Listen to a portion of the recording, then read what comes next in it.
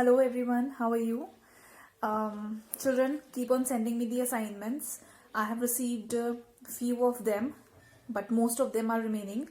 So check whatsoever assignments are left, because I'm mailing also that so and so assignments, number of assignments are left. And lastly, when you visited us in the school, then also I have reminded you to send the number of assignments. So do send me those assignments, whichsoever is left. You also check, take it as your responsibility also, that whatsoever the work is remaining, you send it as soon as possible, because definitely they contain few points, they do contain marks, and those marks will be given to you in your examinations according to the submission of those home assignments. All right, so whatsoever assignments are left, you haven't done, do it. You haven't sent, send it. Okay, and get your report updated. All right, till then we'll continue with the topics, with the chapters that we were doing. All right, come on, let's get started. Class 9th, in the last video we have completed our chapter number 13, that was production. Now we will be continuing with our next chapter, that is chapter number 14, purchasing and stores. All right, so children, we have purchasing department and then we have stores department after production. After production department, we have purchasing and we have stores department. All right, so what does it mean? Now firstly, see the meaning of purchasing. Now children, meaning of purchasing means that the procurement of material, supplies, components, etc. required for the equipment, maintenance and operations of a manufacturing plant. Purchasing occupies an important place in the working of a business enterprise. Poor purchasing can cause waste in the utilization of machinery and labor, increase in the cost of saleable goods, and deterioration in their quality. On the other hand, scientific purchasing helps in improving the efficiency, reduce the cost, and increase quality of input. It also helps to ensure uninterrupted operations of the factory and to improve the goodwill of the firm. Now, what is purchasing? Purchasing means to procure something or to invest into something so as to own that thing. All right, you invest into something, you purchase something, you give money, you are willing to purchase something, and therefore you are willing to give money, your hard-earned money, to that person. Now, there are two types of purchasing, or there may be two types of purchasing. First is your poor purchasing, and then it is your efficient purchasing. Efficient purchasing or your fruitful purchasing. Now, what is poor purchasing? Poor purchasing means that you are not being rational about yourself. You are not thinking about yourself. You are not thinking about what you have purchased, what you should have purchased, what you should not have purchased. Okay, whatsoever money you are investing into something, is that fruitful? Is it fruitful? It is not fruitful. Will it give you result? Will it give you no result? Okay, so all these things are in relation to the purchasing. Right, now you have to be very rational when you go for any purchase. Okay, whenever you go for any purchase, whenever you are going for purchasing any product, any commodity or any services, you have to be very rational about yourself. What is the meaning of rational? Rational means that you should know what is good and what is bad for you. You should not spend money on something which is bad for you. Which is bad for you means which is not good for you, or which is not fruitful for you, which is not in use, which might not come in frequent use. Okay, so that is poor purchasing, where you are not giving full attention to what you are investing into. Okay, you are not seeing that is it good, is it bad, does it have any value, is it worth the money that you are giving? All right, therefore you have to do scientific purchasing, which means that you should know the pros and cons of the commodity that you are investing in. You should know, will it come into use, will it not come into use, for how many times will it be usable, for how many times will it create a problem for you? All these things. Okay. Then we have a sound policies and procedures are required for scientific purchasing. There are few procedures that are followed in the scientific purchasing of any commodity or any product. Major decision in the purchasing policy is a choice between centralized purchasing and decentralized purchasing. This decision is required only in a firm which has several factories located at different places. So all these are things that which should be kept in mind while making scientific purchasing, and these policies are kept in mind so as we can contribute in the scientific purchasing. All right, then next we have this procedures for purchasing. Procedures means that what is the step or what should be the process, of purchasing anything. First is steps involved in purchasing procedure. First step is receipts of the purchase requisition.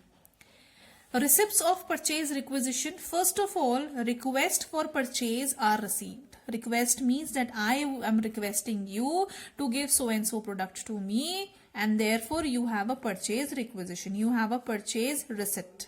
All right. It can be in written from various departments of the firm. Any department which requires some material fills in the purchase requisition form which is signed by the responsible officer. Now children, we have different types of department.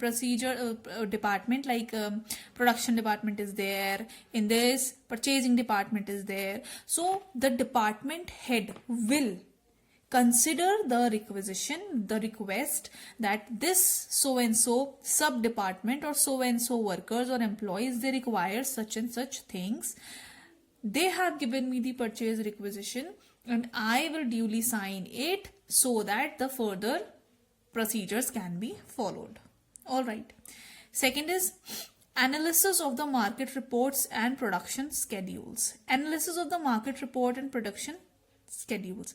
Now, market reports and production schedules are carefully analyzed to decide when and how much to buy. This decision depends on market conditions, production requirement and economic consideration. Now, analysis of market reports and production schedules means you have to keep in mind that what is to be purchased and is it there available in the market. What are the market reports and what is the requirement of the purchasing. Third is choices of the suppliers. Now, the source from which the materials are to be purchased and selected. Trade directories, catalogs, price list, vendor records are studied for this purpose. Choice of suppliers means that I need some certain things. Now, I am making choices that which supplier should be targeted or which supplier should be contacted. Then fourth is inquiries and quotations. Now, inquiries are done. Rate inquiries are done, quotations are made. Quotations means to form a price list. Okay, supposingly there are 10 sellers, so they are going to give you their list that we are selling such and such product at so and so prices, like blazer, coats. Somebody is selling that blazer for 1,000 rupees, somebody is selling it for 1,500 rupees, some is selling for 500 rupees. So these are what quotations, that different prices are mentioned by different types of sellers. Now, whatsoever suitable price you will find, you will go for that. Then fifth we have is issue of purchase order. Issue of purchase order means purchase order is sent to the most favorable vendor. The order authorities the vendor to dispatch the goods specified therein and charge of them. Follow up of the purchase order. Now, issue of the purchase order. Issue of the purchase order is kind of a, if I say, it is an order. It is type of a slip that this order now has been placed and purchasing can be done. They can be made. Follow up of the purchase order. Follow up means that in order to ensure that the vendor sends the goods by the date specified in the order, follow up transaction is taken. Follow up action includes securing acceptance of the order, obtaining a promise of delivery as per requirements. Okay, so this is a follow-up. Then we have next is receipt and inspection of material. Taking all the receipts that whatsoever has come, whatsoever the quantity is there, is it actually the quantity which was required? And the quantity which has come, is it actually the quantity which has written in the order, in the purchase order? Okay, checking means that if 10 units have come, so 10 units should be there in the purchase order, in the bill. Okay, there should be no fraud. Then we have is making payments.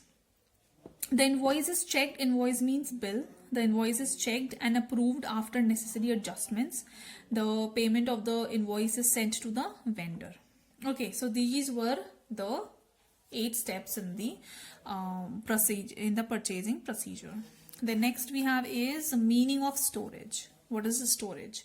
Purchasing provides materials, but the purchased materials are not used up immediately after they are received. Therefore, procured materials have to be kept in storage. Storage means, see, now once you have purchased something, all of a sudden or immediately you are not going to sell that product. So you need to keep it. You need to store it. Okay, you need to warehouse it. For that, storage is done so that it can be used whenever the products or the commodities are actually required.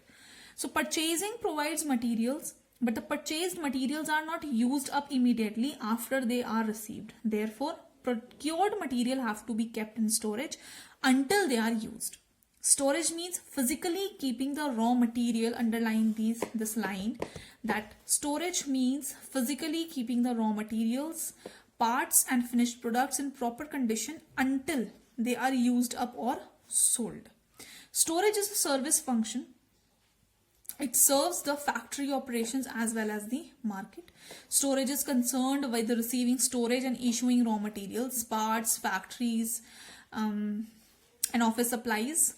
Okay, the minimum cost and in the proper conditions. Then we have is storage function seeks to achieve several objectives, which are as follows: to provide idle material so as to minimize the investment in inventory. Inventory is a stock. Inventory means a stock. To ensure continuous flow of material so that manufacturing operations are not interrupted for lack of materials. Third is to protect material against damage, deterioration, theft, pilferage, etc. To ensure economical use of storage space and labor. To facilitate stock taking. Okay. Then we have is functions of purchasing and storage department.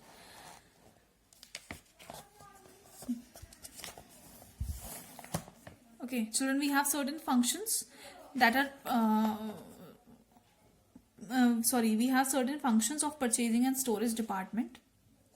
First function is that purchasing and storage department, it helps in the location and selection of the sources of supply. Okay, now this department locates the vendors and chooses the appropriate vendors who can sell or who can supply the material at the best terms and conditions.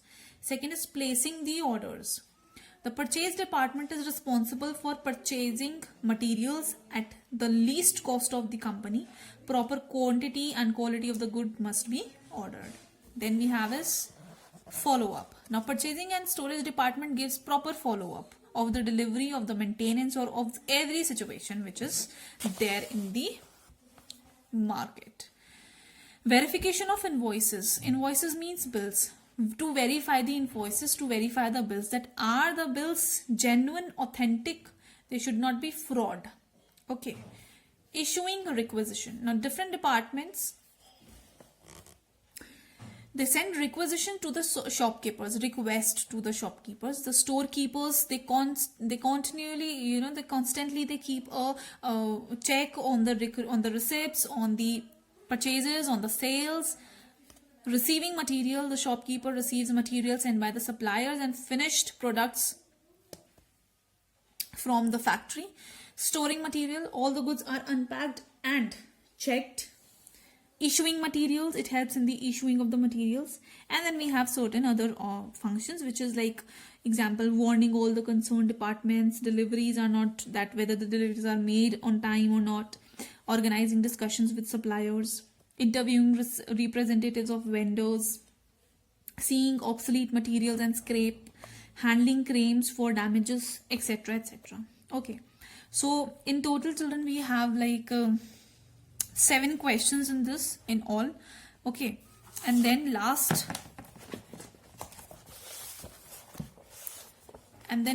which we have is this chart, organizational structure of purchase and storage department, which is board of directors, chairman, managing director. Then we have director of purchasing and storage, further bifurcated into 2 parts, that is purchase manager, storage manager, purchase agent, shopkeeper. Purchase agent further divided into 2 parts, that is buyers and chief clerk. Then storekeepers further divided into 3 parts, that is issuing, inventory taking, and invoicing. Then chief clerk is further divided into 4 parts, that is reviving clerk, record clerk, follow-up clerk, and traffic clerk. As I say, it always means, as I have been saying it from the last few 2 videos, that this chart is just for the information. You do not need to mug it up, you do not need to jot it down. All right, but in the home assignments, yes, definitely I'm thinking to give you one of the questions in which the question would say that draw a chart explaining or informing about the structures of purchasing or storage department, or purchasing department, or human resource department. Okay, so in that you can do. Otherwise, it's not mandatory. It is not compulsory to just mug it up. Alright, so children, with this we finish our 14th chapter, that is purchasing and storage. Another chapter we have successfully finished. Any problem you have, just write it down to me in the mailbox. I'll reply to you ASAP, and start sending me the assignments which are already sent. Do not resend that again and again. Do not send me those already sent assignments. The assignments which are not sent, send those. Alright, till then, take care. Bye bye.